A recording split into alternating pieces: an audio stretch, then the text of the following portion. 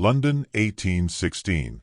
The first snow of December drifted across the city in pale spirals, settling on rooftops and carriage tops with a quietness that seemed almost holy. Yet beyond London's crowded streets, Ainsworth Manor rose from the frost like a monument to order, wealth, and the invisible rules that governed every breath within its walls. Inside this vast estate moved a household arranged by rank, and at its lowest rung existed Clara Whitcombe, the orphan the Duke's family had taken in 5 years earlier.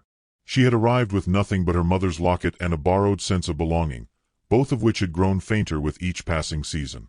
Clara rose before dawn each day, lighting hearths, carrying linens, and preparing rooms she was never meant to sit in.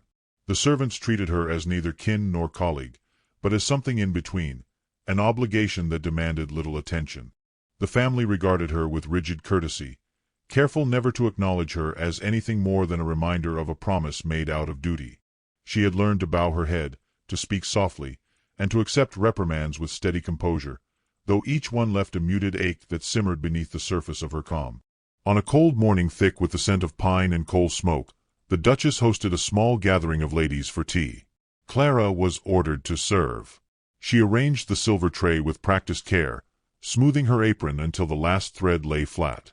The parlor she entered shimmered with the luxury of embroidered drapes and polished brass sconces. Every surface seemed intent on reflecting the wealth of those seated within. Their conversation fluttered through subjects of carriages, marriages, and the most recent scandals of London society. Lady Beatrice, the Duke's daughter, sat poised near the fire, her gown gleaming like winter sunlight. She watched Clara approach with the mild amusement of someone inspecting a curiosity. Clara poured the tea, steadying her breathing. A single drop slipped onto the saucer. The room went silent. Beatrice's lips curved. "My dear Clara, must such errors accompany your every effort?" she said, her tone sweetened with disdain. A guest murmured something about upbringing. Heat rose to Clara's cheeks, but she responded evenly. "My apologies, Lady Beatrice." "One wonders," Beatrice continued lightly, "why father ever believed this arrangement sensible. Gratitude is expected, but competence would be welcome." Clara bowed her head. The Duchess looked on without reaction, her expression serene as untouched snow. In the far corner stood Lord Edmund Ainsworth, the Duke's heir, reviewing a volume of poetry. Tall, reserved, and governed by duty, he carried the air of a man trained since childhood to conceal every inner flicker. Yet his gaze lifted at Beatrice's words, and Clara saw the tightening of his jaw just before he spoke. "Beatrice," he said calmly, "a spilled drop is hardly a moral failing." She laughed. "You are endlessly charitable, Edmund."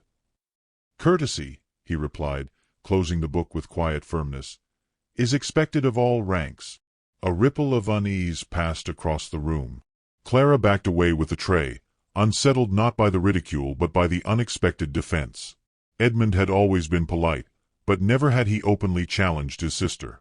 His glance in her direction was fleeting, yet it held something she could not name. The morning unfolded in a blur of tasks. Clara polished silver until her fingers numbed, folded linens with meticulous precision, and swept away the last crumbs from the parlor carpet, though she could still hear Beatrice's words echoing in her mind. "Gratitude is expected." As if gratitude erased 5 years of quiet humiliation. She reminded herself not to dwell. Reflection invited sorrow, and sorrow had no place in a life governed by work. By late afternoon, winter dusk crept into the corridors, staining them violet and gold. Clara carried a stack of laundered sheets toward the family wing when voices drifted from the drawing-room. The Duchess's voice, cool and measured, rose above the rest. "The girl must remember her place. Nothing more." Clara stopped mid-step. The words cut sharply, though they did not surprise her. She shifted the sheets in her arms and forced herself to move. The Duke offered a mild reply. She could not discern the words, but its tone held no challenge. As she passed the doorway, she glimpsed a figure standing near the tall clock. Edmund. He too had heard. His posture was rigid, his expression composed, but his eyes revealed a tension he could not mask. For a moment they looked at each other. Only a moment, but long enough for Clara to sense a quiet apology in his gaze. She walked on, heart thudding. She reached an alcove at the end of the corridor and leaned against the wall, drawing a slow breath. 5 years in this house had taught her endurance, yet today something shifted within her, an awareness not of rebellion, but of being seen. Outside, snow brushed against the windows in soft patterns, as though the world were urging silence. Clara resumed her tasks, determined not to let emotion hinder her.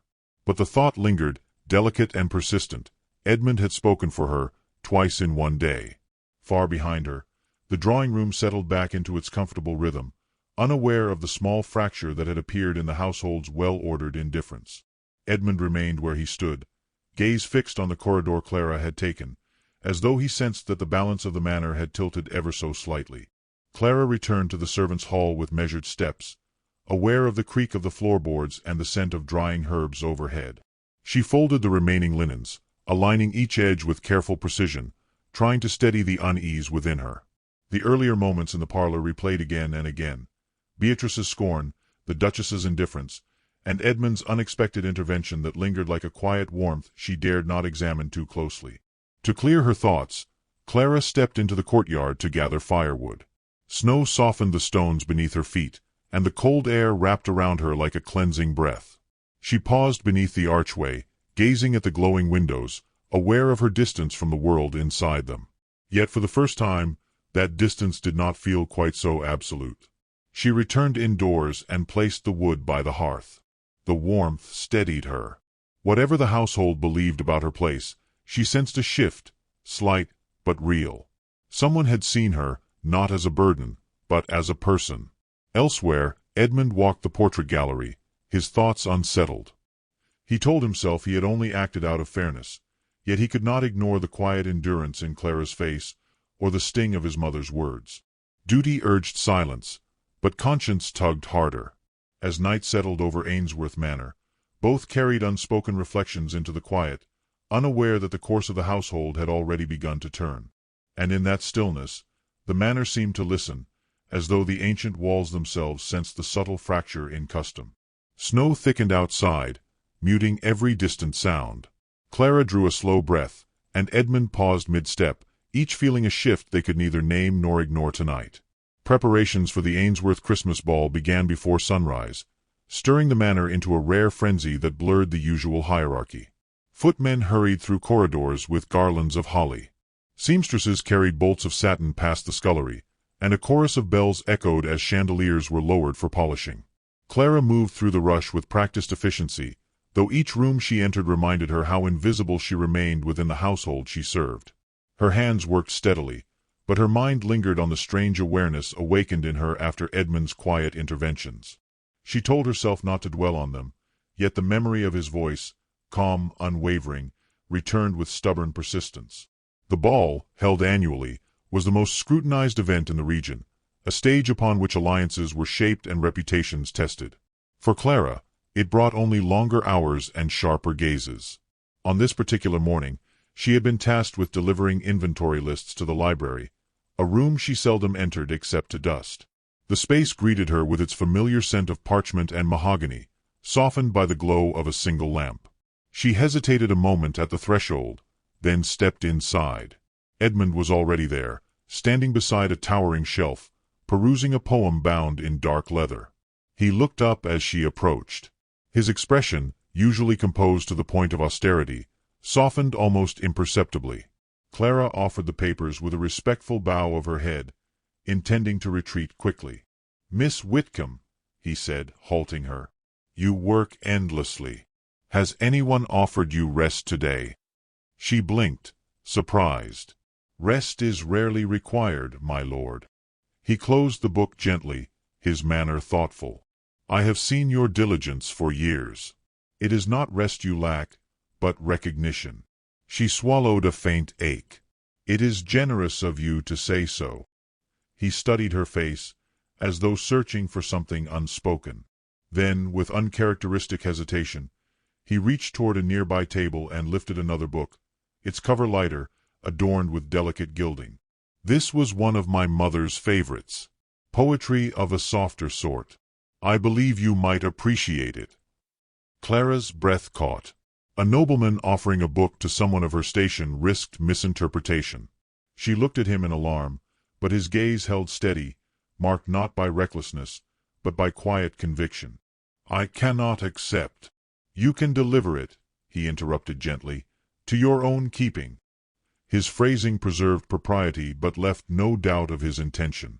She felt a warmth rise behind her ribs, part gratitude, part fear. Reluctantly, she accepted the book, fingers brushing his for a fleeting instant before she withdrew. A silence stretched between them, filled with unspoken truths neither dared articulate. Clara lowered her eyes, then offered a whispered thank you before slipping from the room. Outside the door, her heart hammered with disquiet. She knew the walls of the manor carried sound like whispers carried winter wind.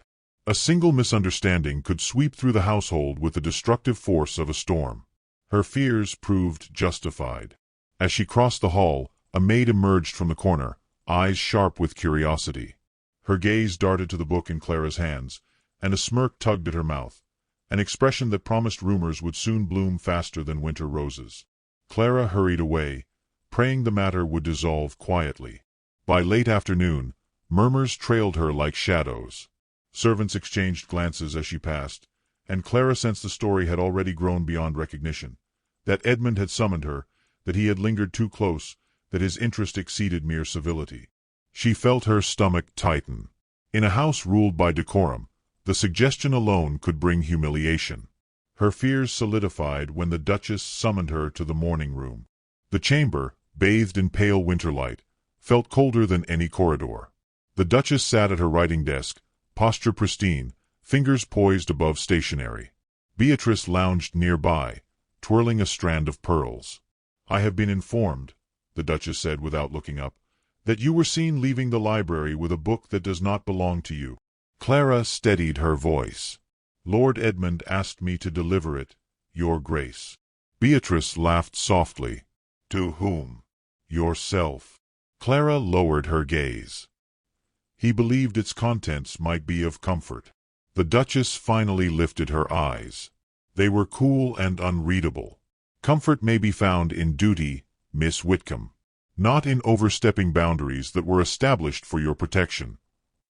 Clara opened her mouth to respond, but footsteps approached from the hallway. Edmund entered the room with deliberate calm. His gaze swept from his mother to his sister, then to Clara. "I asked her to take it," he said. "The fault is mine. If blame must be placed, let it rest where it belongs." The Duchess studied him with narrowed eyes. "You endanger her reputation with thoughtlessness." "And yet she has done nothing wrong," Edmund replied, tone courteous but unyielding. "If an apology is required, I offer it freely. But I will not see her chastised for my actions." The room held its breath. Beatrice stiffened, shocked that her brother would speak so plainly. Clara felt a tremor of astonishment. Edmund had not simply shielded her, he had challenged the unspoken rules of their household. The Duchess dismissed Clara with a gesture, clearly unwilling to pursue the confrontation before her son. Clara stepped out, pulse unsteady, unable to decipher whether Edmund's defense would ease or worsen her place within the manor. Yet she knew with certainty that something between them had shifted, deepening in ways neither one of them had prepared for. The days crept closer to Christmas, and with them came escalating tension. Clara helped prepare the ballroom, polishing candelabras until they gleamed like new moons, arranging evergreen boughs around the grand archways. She worked with the same precision as always, though she felt more observed than ever. Ladies-in-waiting whispered behind gloved hands, and even the footmen seemed to measure their remarks. On the evening of the ball, the manor transformed into a world of golden candlelight and echoing music.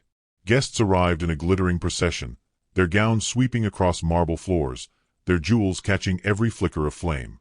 Clara moved among them, carrying trays of wine with careful poise. She kept her gaze lowered, though she felt the weight of every scrutiny like snow gathering on her shoulders.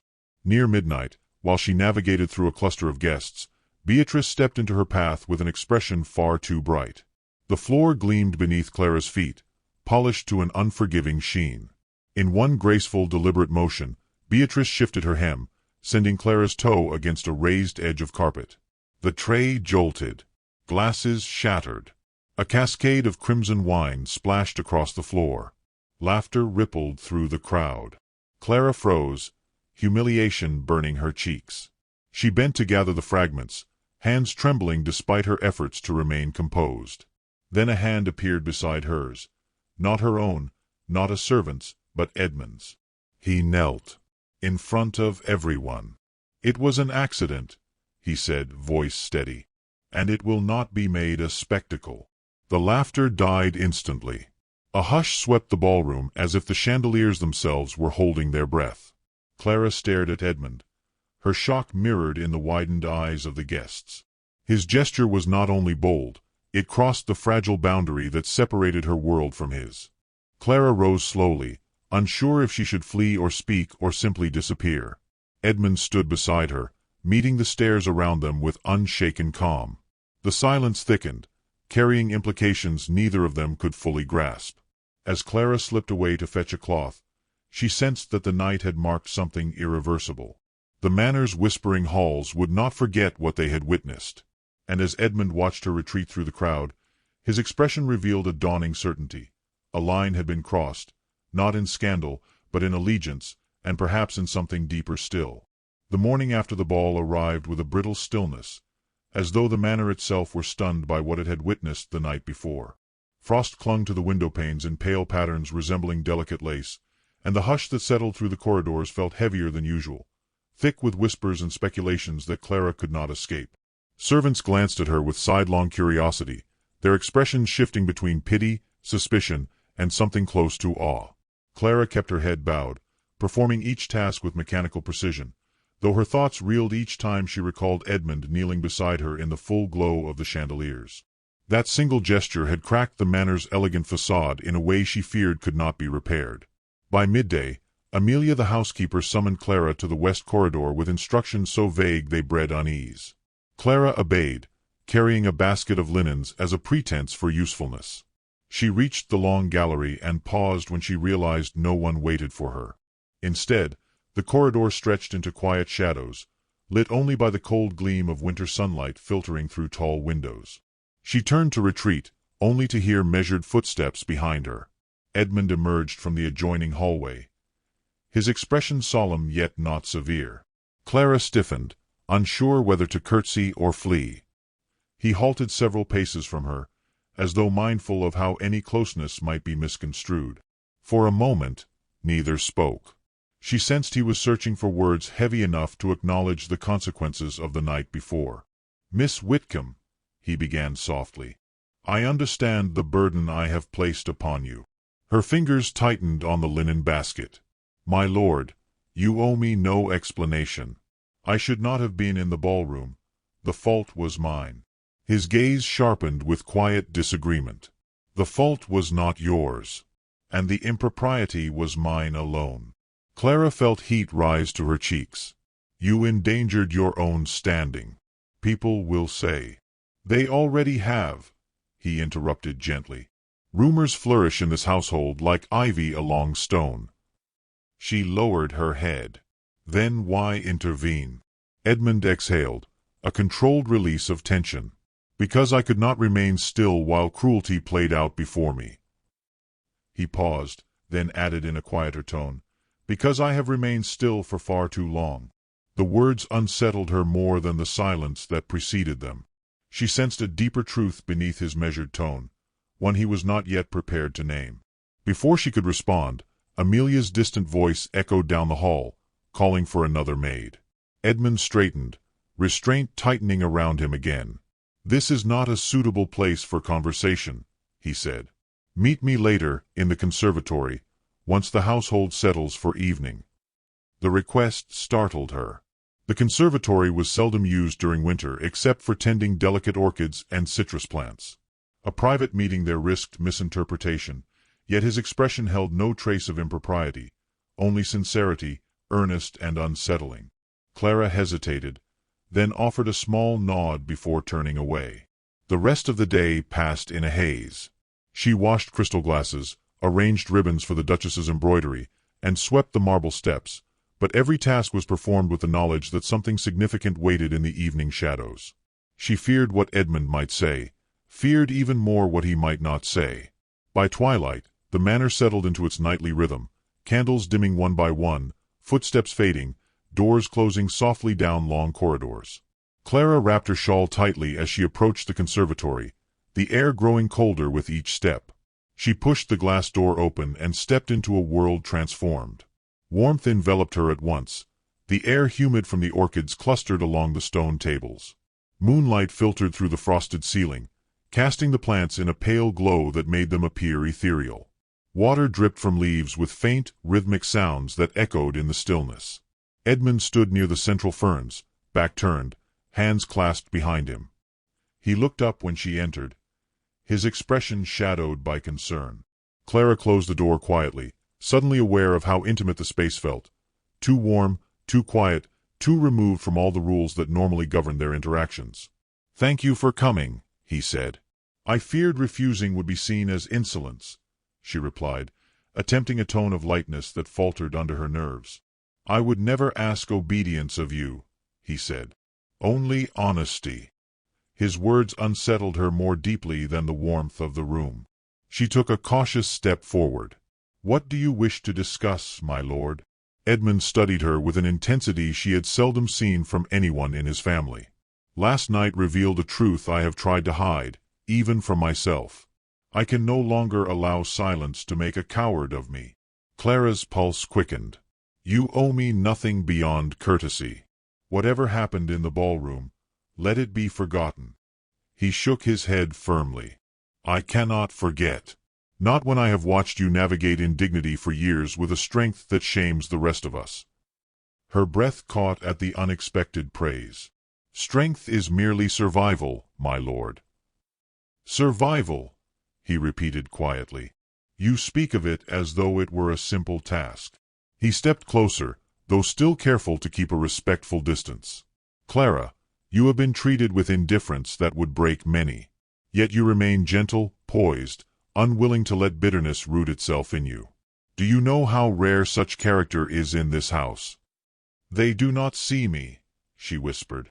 "I do my best to disappear." "But I have seen you," Edmund said, the words escaping with quiet force. "Every day, in every small act of dignity. And I cannot stand idle while you bear this alone." Clara felt something tremble within her, hope, fear, and confusion converging into a fragile ache. "My lord, your kindness risks your reputation. I do not wish to be the cause of any burden for you." "You have burdened me with nothing," he replied. "But my silence has burdened you." She looked away, overwhelmed by the weight of emotions he spoke with such restraint. The orchids behind her shimmered faintly in the moonlight, their fragile petals echoing the tremor of her heart. "What do you intend?" she asked. "I intend," Edmund said slowly, "to shield you where I can, to correct what I have long allowed to continue, and to speak truthfully when it matters most." Clara swallowed. "Truthfully about what?" He hesitated, the silence thickening as though suspended on a single breath. "About my regard for you. It may not be proper to confess more, but I will not deny what has guided my actions." A tremor passed through her chest, one she tried desperately to still. "I do not know how to answer such honesty." "Do not answer," he said softly. "Only allow me the chance to do what is right." The room seemed to pulse with unspoken emotion. Clara felt the world outside the conservatory recede, leaving only the two of them beneath glass and moonlight. Edmund held her gaze with quiet resolve, as though he had made a decision from which he would not retreat. "On Christmas night," he said, "I will not allow cruelty to go unanswered. Whatever comes, I will stand by what I know to be just." Clara drew a breath that quivered faintly. The promise was bold, dangerous, and yet filled with a sincerity she had never received from anyone in her life. Before she could speak, footsteps sounded faintly in the distant corridor. Edmund straightened at once. "You should return," he murmured. "But remember this, your worth is not defined by those who fail to see it." Clara slipped out into the cold hallway, her heart steadying even as uncertainty gathered around her like winter fog. Something irreversible had taken root beneath the frosted glass of the conservatory, and though she could not yet name it, she felt its warmth linger long after she stepped back into the chill of the night. The Ainsworth Christmas feast unfolded beneath a canopy of golden candlelight, each flame trembling as if already anticipating the storm that would soon ignite within the hall. Snow layered heavily upon the manor's leaded windows, muting the outside world and trapping the household in an atmosphere of polished civility. Guests filled the room with easy laughter and the rustle of fine fabrics, yet beneath the glittering surface lingered a current of unease, fed by the previous night's spectacle. Clara sensed it immediately. Every time she crossed the threshold with a tray, conversations dipped, eyes flicked toward her, and fans shifted to conceal murmured speculation. She moved through the haze of scrutiny with quiet composure, though her pulse thrummed like a secret she carried too close to her chest. Edmund had entered the hall earlier, his posture impeccably poised, but Clara saw the tension beneath his stillness. He greeted guests with courteous restraint, though his gaze drifted toward her with a consistency that drew attention. The Duke observed his son with growing displeasure, aware that Edmund's behavior had begun to erode the family's long-protected image. Even the Duchess appeared unsettled, her expression caught between concern and cold calculation. As the servants brought forth platters of roasted meats, glazed fruits, and sugared almonds, the atmosphere swelled with festivities. Clara kept her focus fixed on her work, moving with quiet precision from one table to the next. She reminded herself of Edmund's promise in the conservatory, his vow to speak truth where silence once ruled. The memory both steadied and frightened her. She had never been defended by anyone of his rank, and she feared the cost such defiance might exact. Near the head table, Lady Beatrice conversed with a visiting noblewoman, Lady Wycliffe, whose voice carried with a sharp clarity that cut through the music. One might assume, Lady Wycliffe said pointedly, that an heir of Edmund's stature would show greater discernment in his associations. Her gaze slid to Clara with thinly veiled disdain. Charity is admirable, of course, but there are limits. Beatrice laughed softly, delighted by the cruelty. My brother has always been sentimental. He forgets that sentiment does not serve a family's reputation. Clara steadied the tray in her hands, keeping her expression serene though heat pricked behind her eyes. She attempted to withdraw, but Lady Wycliffe's voice followed her like a blade. Such girls become far too comfortable when men of standing extend kindness. It breeds presumption, and presumption must be managed. A few nearby guests chuckled, and Clara's grip faltered. She set the tray down before the trembling reached her fingers. As she stepped back, Lady Wycliffe added with a delicate smirk, "Pretty little things should know their role. Ornamental. Replaceable." The words pierced deeper than the earlier mockery. Clara felt the room tilt slightly, though she kept her posture firm. She began to turn away, only to hear the scrape of a chair, abrupt and unmistakable. Edmund rose. The hall fell instantly silent. Music halted mid-measure. Servants froze. Every nobleman and noblewoman fixed their gaze upon the heir of Ainsworth as he stepped toward the table's edge. His expression was not heated, nor was it reckless. It was resolute, calm with a clarity that commanded attention.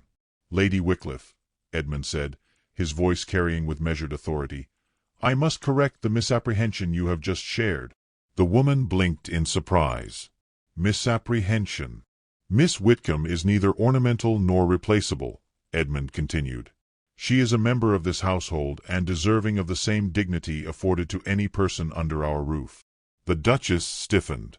The Duke narrowed his eyes, bracing for what might follow. Clara stood motionless, scarcely breathing. Edmund took another step, placing himself fully in the center of the hall. It is not her place that should be questioned tonight, but the conduct of those who find amusement in belittling a young woman who has borne her circumstances with exceptional grace. A wave of murmurs rippled through the guests. Some looked outraged, others intrigued, but none dared interrupt. "Furthermore," Edmund said, "I will not tolerate further insult toward her. Any slight directed at Miss Whitcombe shall be regarded as a slight against myself." Clara's breath caught, the words sinking into her blood with equal parts awe and disbelief. It was a declaration, bold, undeniable, and impossible to retract. The Duke finally rose, his chair creaking with the weight of suppressed fury.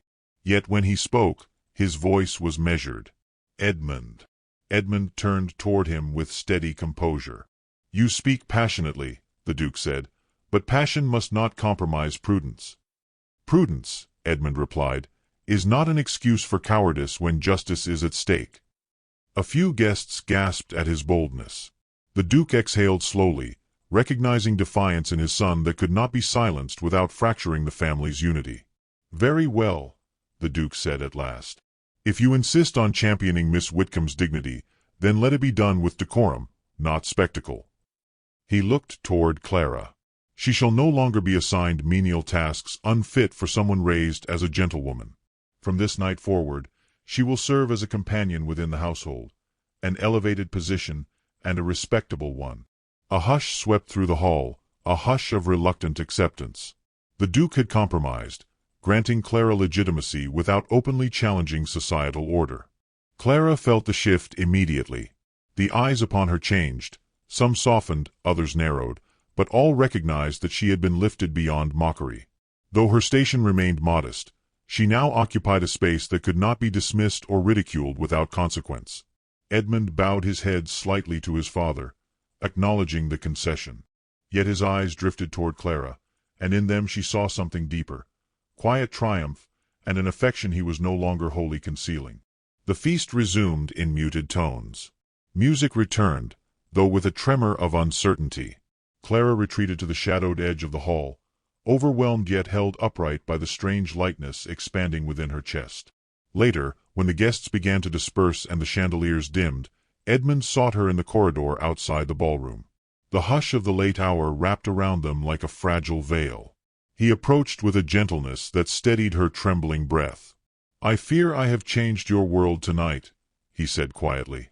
"You have," she whispered, "in ways I cannot yet understand." Edmund's gaze softened. "Allow me to court you properly, as a gentleman should, with your permission and with patience." Emotion rose in her throat, warm and overwhelming. "Yes, my lord, with all the grace I can offer." He inclined his head, the faintest smile touching his lips. "Then this is merely the beginning." As Clara walked through the quiet corridor, she felt a sense of belonging unfurling within her, quiet, tender, and astonishing. The night had altered the course of her life, not through scandal, but through courage. Behind her, Edmund stood watching, the heir who had defied a dynasty with nothing more than truth and a steady heart.